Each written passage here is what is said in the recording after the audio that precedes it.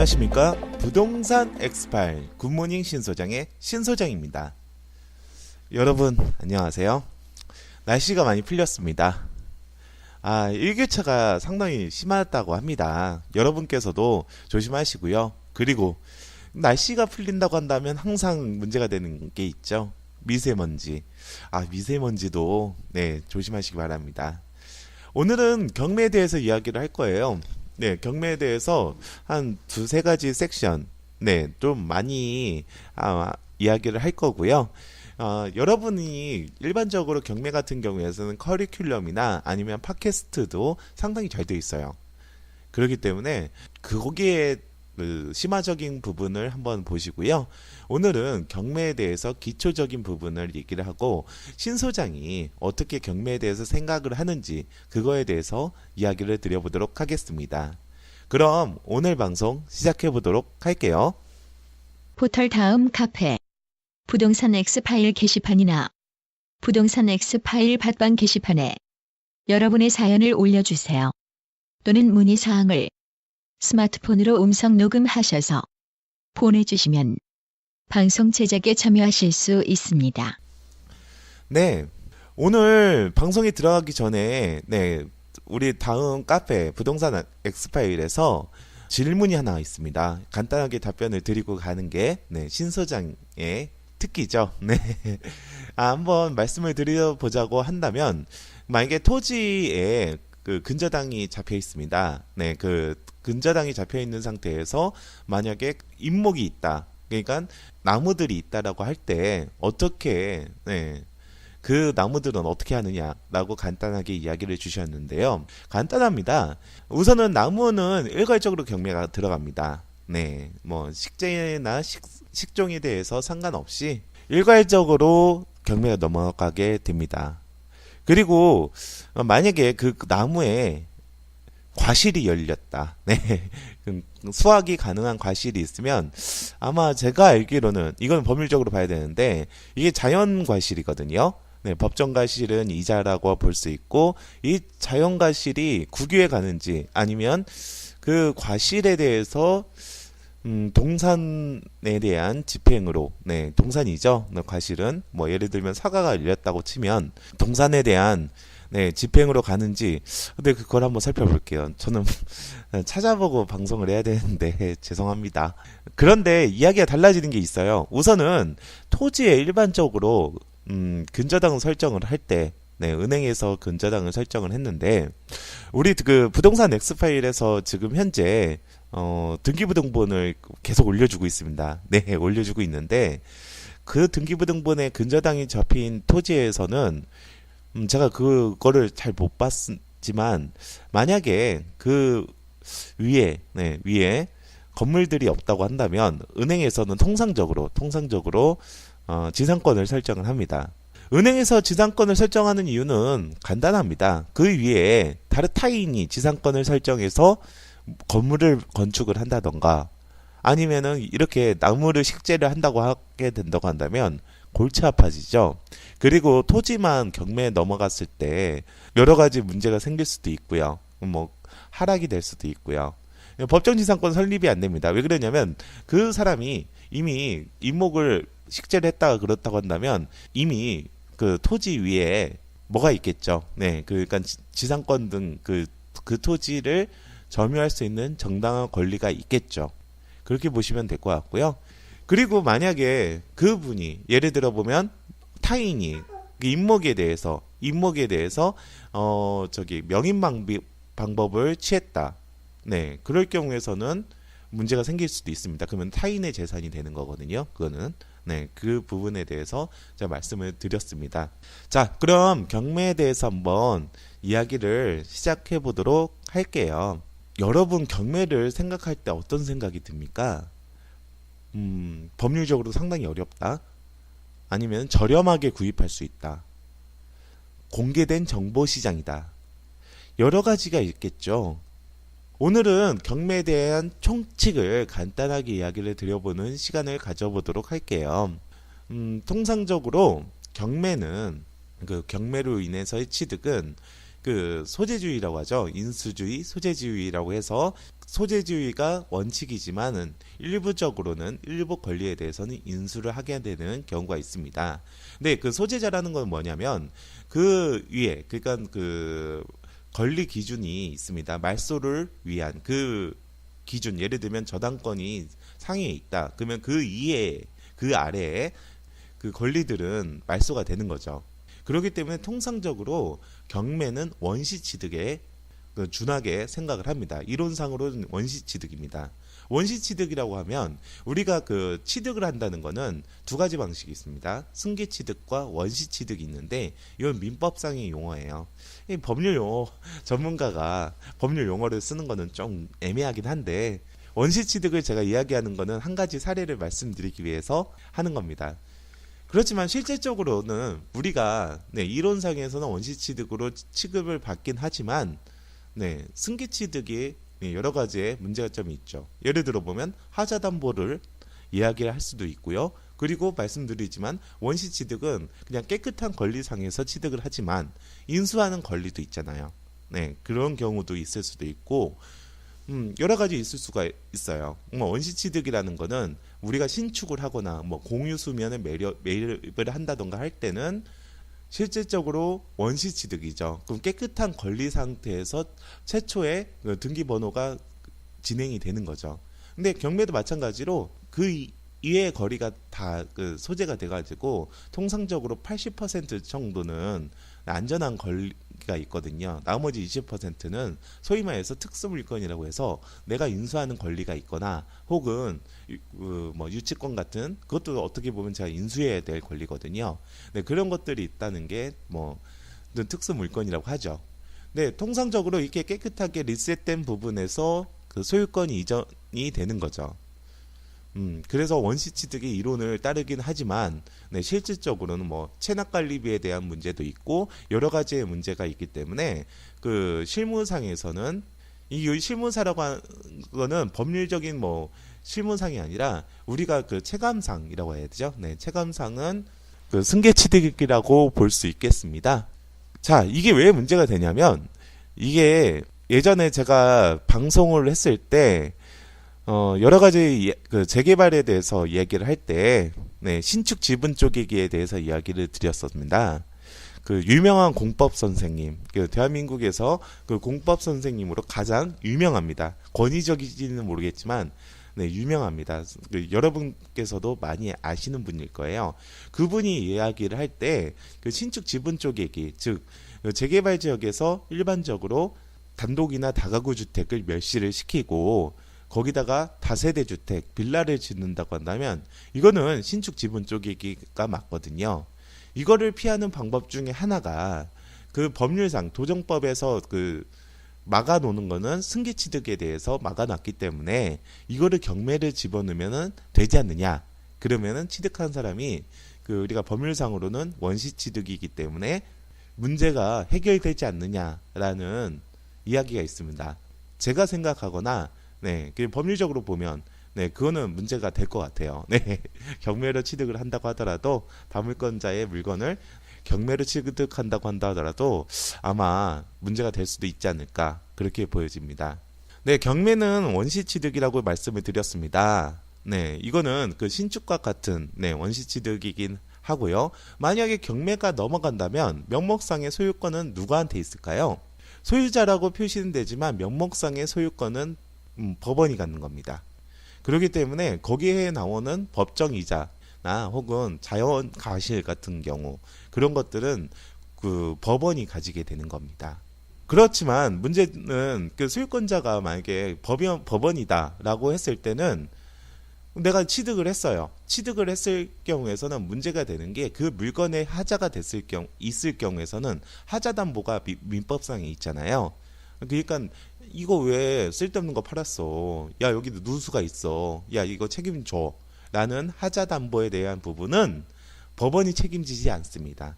원칙은 소유자, 그러니까 경매를 당한 사람, 그 사람에게 하자 담보에 책임을 주게 됩니다. 그래서 경매라는 거는 학설상하고 판례상에는 사적 매매설, 그러니까 법원이 가운데 껴가지고 집행을 시켜주긴 하지만 그 실질적으로는 소유자한테 취득을 했다. 그러니까 경매 당한 사람한테 취득을 했다라는 사적 매매설이 다수설이고 판례로 형성이 되고 있습니다. 경매는 여러 가지가 있어요. 예를 들어 보면 내 물건을 제가 자의적으로 경매를 집어넣을 수가 있습니다. 그리고 두 번째로는 공유물이 있습니다. 공유물이 있는데 이게 되게 애매해요. 이게 물건 자체에 대해서 그래 그러면 여기에다가 금을 그어가지고 이 땅은 네 땅, 이 땅은 내 땅 해서 분할하기가 힘들다고 쳤을 때는 이거를 경매에 집어넣어서 그 금액을 지분대로 나눠 갖기도 합니다. 그런데 우리가 실질적으로 경매에 접근을 할 때는 그런 경매들보다도 이런 강의적인 경매보다도 채권과 채무 관계에 있어서 채권자가 신청으로 인해서 경매를 집어넣었을 경우가 있다는 거죠. 우리가 경매는 두 가지 방법이라고 얘기를 했습니다. 두 가지 방법이 있죠. 첫 번째는 임의경매라고 해서 실질적으로 우리가 근저당이나 저당권 등을 설정을 해놓잖아요. 그 저당권이나 근저당으로 기한 경매를 임의경매라고 합니다. 그리고 두 번째로 방법은 이게 무서운 건데 강제경매가 있습니다. 강제경매라는 건 뭐냐면 말 그대로 내 채권을 나는 이 사람한테 돈을 빌려준 게 있습니다. 빌려준 게 있는데 그 근저당이나 저당권으로 설정은 되어 있지 않죠. 전세권으로도 설정되어 있지 않는 상태에서 이 채권을 인정을 받았어요. 인정을 받았습니다. 예를 들면 내가 A한테 1억을 빌려줬는데 당연히 근저당을 설정하지만 그러지 않는 상태에서 1억에 대한 그 부분 빌려준 부분이나 아니면 받을 수 있는 채권에 대한 부분 금전 채권을 얘기합니다. 그럴 경우에서 그걸 인정을 받으면은 집행 권한이라고 하나 생깁니다. 그걸로 귀화를 해서 기한 경매를 집어넣을 수가 있는 거죠. 이 경우에서는 강제경매와 임의경매는 일관적으로 동일합니다.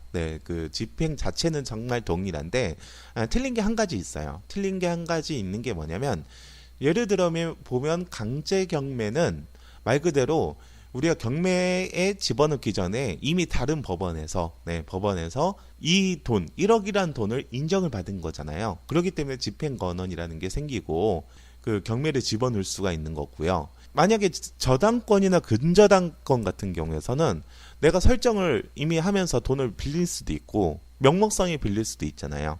그렇기 때문에 그 강제경매로 인해서의 그 취득자 그 경매가 넘어갔을 때 제3자가 그거를 취득을 했을 때의 부분이나 아니면 임의경매로 있을 경우 임의경매로 했을 때 그 취득자가 매수자가 그러니까 경매로 인한 매수자에 대한 지위가 약간 달라요. 그러니까 임의경매보단 강제경매를 더 쳐주죠. 왜 그러냐면 이미 다른 법원에서 나는 이 사람한테 돈 빌려줬다라는 인정을 받았기 때문에요. 물론 근저당도 초창기에 받을 수도 있죠. 근데 등기부 등본상은 제가 말씀드렸지만 공신력은 없습니다. 공신력은 없죠. 넘어간다고 하더라도 실체관계가 원래는 융자가 없는 상태에서 근저당만 설정되어 있는 상태 아니면 추후에 잡힌 상태 아니면은 그 경매 진행의 됨에 있어서 그거를 갚았을 때의 상태 여러 가지 상태가 있잖아요. 그렇기 때문에 이 두 가지 부분은 좀 그 낙찰자의 주의가 약간 다르다라는 얘기를 하는 겁니다. 그것 빼고는 모두 동일하다고 보셔도 무방합니다. 경매 투자자 입장에서는요. 그럼 그 경매와 공매의 차이점은 간단하게 뭘까요? 공매도 여러 가지가 있어요. 예를 들어 보면 공사에서 하는 건데 공매의 진행은요. 그거는 법률상 되어 있어요. 법률상 되어 있고 그 공매는 한국자산관리공사에서 하는 행위는 과세당국 공매를 들어간 그 과세당국의 행위로 본다고 봅니다. 그러니까 과세당국의 처분으로 보는 겁니다. 그 한국자산관리공사가 하는 일은 그건 법률상으로 그렇게 되어 있고요. 예를 들어 보면 구조조정 물건이라고 해서 그 우리가 그 기업들의 구조조정 물건을 그 대신 팔아준다던가 아니면은 국가가 가지고 있는 토지나 혹은 국공유지나 아니면은 행정자산을 제외한 부분을 그 다른 재산을 기타 자산을 매도를 시켜준다던가 아니면은 그 행정자산을 아마 행정자산도 포함일 겁니다. 임대는요. 네, 대부라고 하죠. 네, 임대를 시킨다고 했을 때는 네, 자산관리공사를 통해서 공매로 진행을 할 수가 있습니다. 근데 우리가 실제적으로 공매를 그 생각을 하는 거는 경매처럼 조세 채권으로 인해서 네, 가세 당국이 그 집어넣은 공매를 얘기를 합니다. 공매와 경매의 가장 큰 차이점은요. 경매는 법원이 진행을 하는 겁니다. 그리고 공매는 가세 당국이 진행을 하지만 그 위임을 받아서 진행을 하는 거죠. 한국자산관리공사가. 그렇기 때문에 법률적인 서비스가 상당히 달라요. 법원이 진행을 하는 경매가 우리가 생각하는 법률 서비스가 상당히 좋은 편입니다. 그 중에 가장 큰 게 그 인도명령 제도인데요.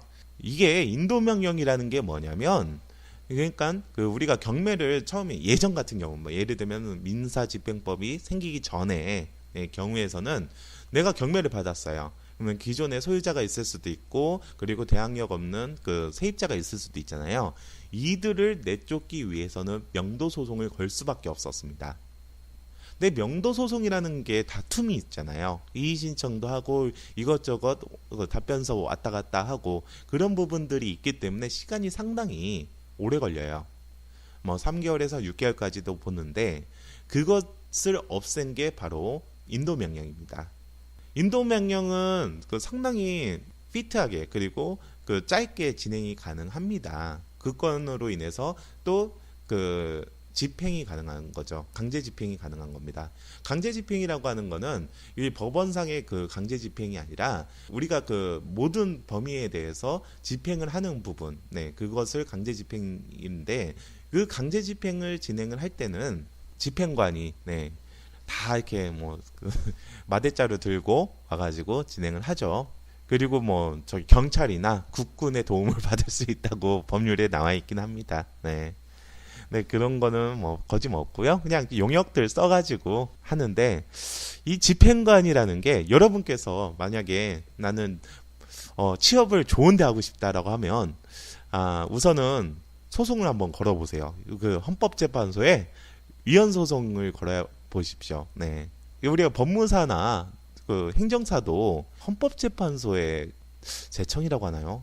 제가 이거 법률 전문가가 아니라서 그 소송을 통해 가지고 얻어낸 겁니다. 원래는 법무사 같은 경우에서는 법원직 그 뭐 공무원이나 검사직 공무원이 할 수가 있었고 그리고 행정사 같은 경우에서는 몇 년 이상의 행정직 공무원이 할 수가 있었는데 경찰직도 마찬가지고요. 근데 이거 같은 경우에서는 직업 선택의 자유를 침해를 했다라는 이야기로 공채가 생긴 거죠. 시험이 생긴 거죠. 그 집행관도 그게 가능할 겁니다. 지금 그 법률상에서는 뭐 7년 이상의 7급이나 뭐 몇 년 이상의 뭐 5급 그런 사람들이 하는 건데 집행관이 상당히 돈을 많이 버는 직종이에요. 억대 연봉은 기본적으로 찍을 수 있는 직종입니다. 그리고 경기가 안 좋으면 안 좋을수록 더 빛을 발하는 직종이죠. 그렇기 때문에 누가 용자가 한번 나타나가지고 그 헌법재판소에 그 직업 선택의 자유를 침해한다는 이유로 한번 하면 시험이 반드시 생길 겁니다. 만약에 시험은 언젠간 생길 거예요. 인생에 언젠간 생길 건데 반드시 보십시오. 그냥 농담 삼아 얘기를 한 거고요. 여하튼 이야기가 너무 많이 갔네요. 그러니까 공매와 경매의 차이는 그런 차이가 있습니다.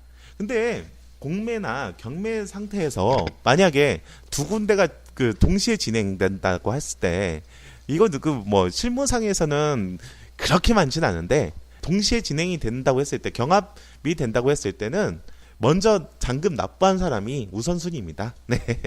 잔금을 납부함으로써 이거는 원시 취득이라고 말씀을 드렸잖아요. 이거는 법률 규정으로 소유권을 취득을 합니다. 잔금 납부와 동시에 소유권을 취득을 한다는 건데 이거는 뭔 이야기냐면 우리가 그 등기부등본을 깊이 본다고 했을 때 우리가 제가 방송을 했을 때 등기부등본에는 소유권 이전된 사항이 무조건 나온다고 말씀을 드렸죠. 그러면은 우리가 민법상에 나와 있습니다. 물건의 변동은 등기를 해야 효력이 있다고 있다라고 이야기가 되는데 근데 여기 경매 같은 경우에서는 그러지 않아요. 그냥 잔금 납부와 함께 그 소유권을 취득하게 됩니다.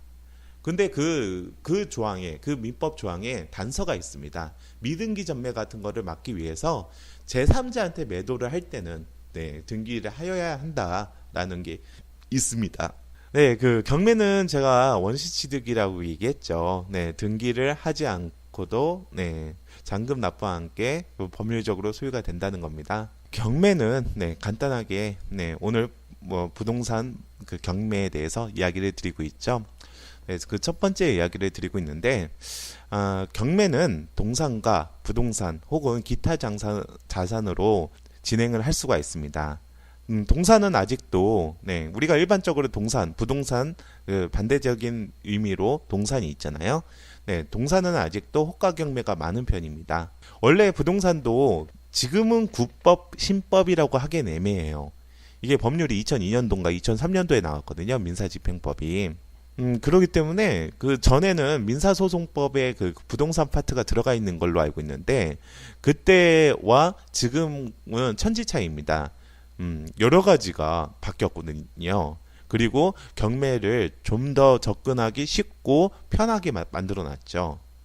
예전에 민사소송법에 있을 때는 부동산도 호가 경매가 많았어요. 뭐 예를 들면 얼마 고 높을 고자를 쓰는 거죠. 네, 그리고 몇 프로를 더 올려서 진행을 한다. 그러니까 사람들을 불러가지고 일렬로 세워가지고 서로 간에 호가 경매를 하기 때문에 문제점이 상당히 많았습니다. 지금은 입찰을 하잖아요. 네, 실질적으로 입찰을 하고 그리고 그 집행관분께서 네, 그 경매 법정에는 집행관분이 계십니다. 네, 집행관분께서 1등부터 뭐 1등만 얘기하는 데도 있고 뭐 한 몇 등까지 다 얘기하는 그 부분도 있고 이게 그 법원이 상당히 그 법원마다 약간 틀려요. 네, 그런 부분들은 약간 틀리긴 한데 그렇게 얘기를 할 때 아 내가 떨어졌구나, 내가 낙찰이 됐구나 그런 걸 알 수가 있는데 호가 경매는 한 5명이 라운드에 올라가지고 서로 간에 치고받고 싸우는 거예요. 그렇기 때문에 누가 들어오는지도 알고 그런 부분들이 많이 있기 때문에 이 조폭들이 상당히 활개를 쳤죠. 그 입찰을 못하게 아니 입찰이라면 호가 경매를 못하게 만들어 놓는 겁니다. 아예 그 투차를 같이 그 입찰을 못하게 만들어 버리는 거죠. 그래서 오히려 그 호가 경매 같은 경우에서는 분위기상이나 그런 부분으로 더 가격을 높게 팔 수 있는 그런 취지로 갔는데 오히려 가격들이 하락이 되고 가격이 하락이 된다는 건요 문제가 큰 겁니다. 왜 그러냐면 경매라는 거는 대한민국의 시스템을 굴러가게 만드는 엄청난 시스템적인 한 부분입니다. 예를 들어 보면 내가 그 사람한테 1억을 빌려줬어요. 다른 사람한테. 하지만 저도 네, 타인한테 채권과 채무 관계가 있을 수도 있잖아요. 뭐 예를 들어 보면 오늘은 내가 이 사람의 그 재산을 경매에 집어넣어서 내 채권을 한 수를 얼마를 할 수 있다. 우리가 배당이라고 하잖아요. 네, 배당이라고 하는 거는 내 채권의 전부를 다 가져갈 수 없기 때문에 배당을 하는 겁니다.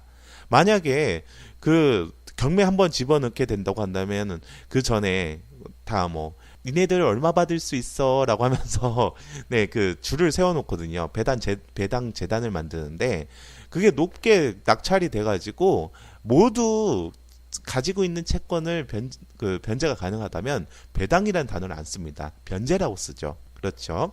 여하튼 그런 시기였는데 호가 경매가 상당히 문제가 많아서 네, 문제점이 많아가지고 네, 법률이 생기면서 입찰을 하는 기일 입찰을 하는 걸로 바뀌었습니다. 경매는 네, 제가 말씀드렸듯이 네, 부동산 그리고 동산 기타 자산으로 나눈다고 했고 호가 경매가 예전에는 많았지만 지금은 일반 네, 기일 입찰로 진행을 한다는 겁니다. 네, 우리가 NPL이라고 불리우는 것은 은행의 저당권 등을 유동화회사가 우선 구입을 합니다. 뭐 직접 투자를 할 수 있는 부분도 있긴 하지만 지금은 법률이 바뀌어가지고 대부업 등록을 해서 접근을 해야 됩니다. 사업자를 내서 진행을 해야 되는 거고요. 그리고 지금 우리가 경매 지금 그 물건에 대해서 한번 살펴볼 때 경매 포털이나 그런 데에서 살펴볼 때 네, 유동화 회사에서 진행을 하는 경우가 있습니다.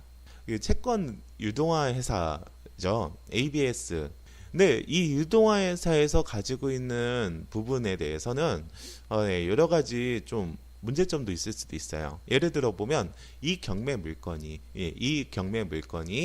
이미 거래가 됐을 수도 있습니다. 제가 한 가지 사례를 말씀을 드려보도록 하겠습니다. NPL에 대해서 이거는 법률이 바뀌기 전에 있었던 일이고 아마 3년인가 2년 전의 일이었을 겁니다. NPL이 상당히 매력적이었습니다. 제가 있는 지역에 거기는 하나의 사무실이었거든요. 반개층이었을 거예요. 한 6개호실이었는데 이게 제가 알기로는 그거를 취득을 했죠. NPL 채권을 해가지고 평당 저렴하게 네, 취득을 했습니다. 근데 그때는 근저당권 자체를 이전을 해주는 경우잖아요. 근저당은 고액이었습니다. 이게 양도소득세는 일반적으로 소유권 이전에 대해서 나오는 겁니다. 그러니까 이거는 근저당을 이전을 했을 때는 다운계약서나 그런 부분들은 네, 문제가 안 되죠.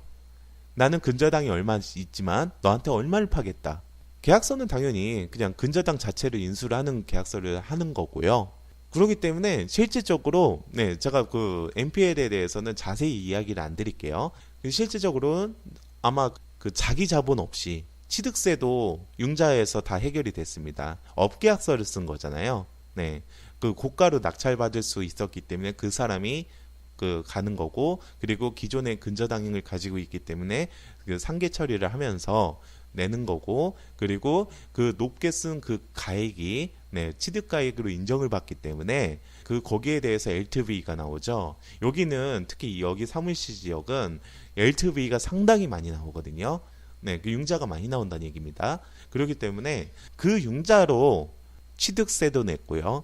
그리고 인테리어 비용도 냈습니다. 인테리어 비용만 제가 알기로는 1억 5천 낸담반기까지 포함해서 그렇게 했는데 그러니까 세후 수익률은 아닙니다. 융자 이자 후의 세익률이 네, 자기 자본 없는데 650만 원씩 나왔어요. 그분이.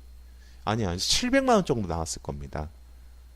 그 수익률은 대단하죠. 명목상의 수익률. 근데 더 대단한 거는 이 사람이 취득세나 그런 것까지 다 낸 게 제가 알기로는 매가가 21억 정도 될 거예요. 총합해서 21억 정도 됐는데 물론 융자로 다 해결을 했죠.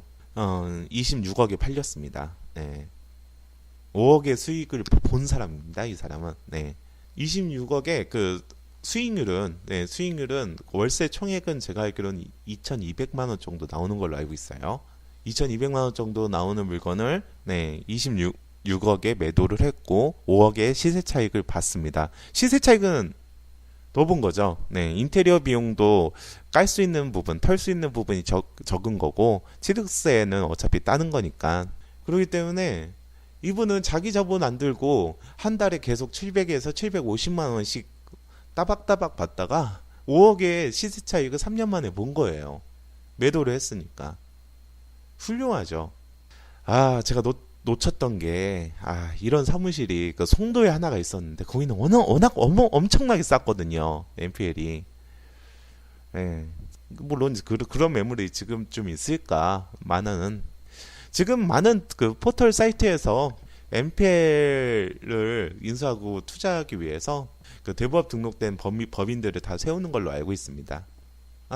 네. 오늘은 제가 부동산에 대한 마인드 정립에 대해서 이야기를 드렸습니다. 제가 두 번째 이야기는 부동산 경매의 장점에 대해서 간단하게 이야기를 드려보도록 하겠습니다. 부동산 엑스파일 굿모닝 신소장의 신소장이었습니다. 여러분 감사합니다.